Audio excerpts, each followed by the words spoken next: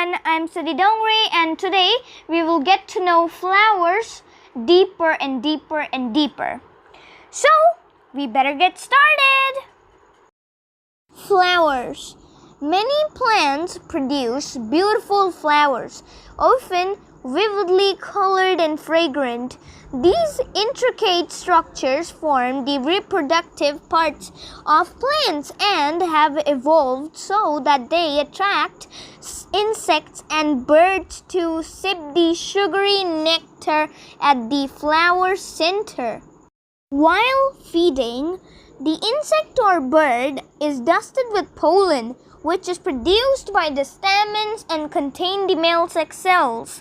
The pollen is deposited on the sticky stigma of another flower. This is pollination. A pollen tube then grows down the style to the ovary and fertilizes an ovule. This is fertilization. Some plants, such as grasses and many types of trees, rely on the wind to carry their pollen, and their flowers do not need showy petals or fragrant nectar to attract animals. Since this is a less efficient system, they must produce far more pollen, which can fill the air and cause hay fever. 1. Flower structure. A typical flower develops inside a bud at the end of a stalk. When the bud opens, it reveals a ring of petals, each of which secretes nectar from its base. At the center of the flower lie the male structures that produce pollen. These surround the female structures that hold the ovules or egg cells. An outer ring of green sepals may protect the flower when it is in bud. 2. Carpel.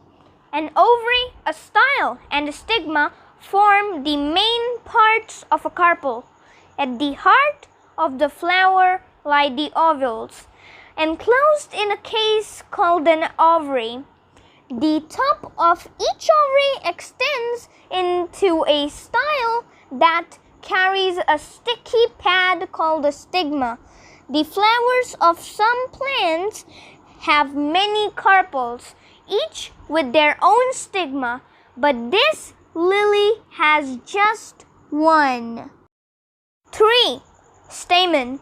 The tiny dust-like pollen grains that contain the male cells are produced by stamens.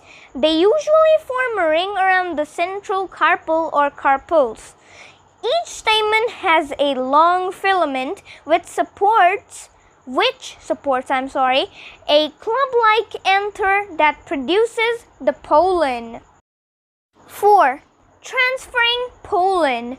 Insects such as butterflies often drink nectar from one type of flower. Hummingbirds do the same because their bills are the right shape to reach the nectar. The bird and the insect get dusted with pollen in the process and carry it directly to another flower of the same type. 5. Fertilization. If a hummingbird sips nectar from this lily, it will pick up pollen on its breast feathers. If the bird visits another lily, the sticky central stigmata may pick up the pollen. Each pollen grain then sprouts a long tube that grows down through the carpel to reach an ovule. The male cell moves down the tube to fertilize the ovule so it can develop into a seed. Well guys, that's enough for today. If you like this video, hit like, and also all my videos. Subscribe my channel, check out my videos daily on YouTube, share all my videos with friends and families of yours. Okay, so muchas gracias and adios!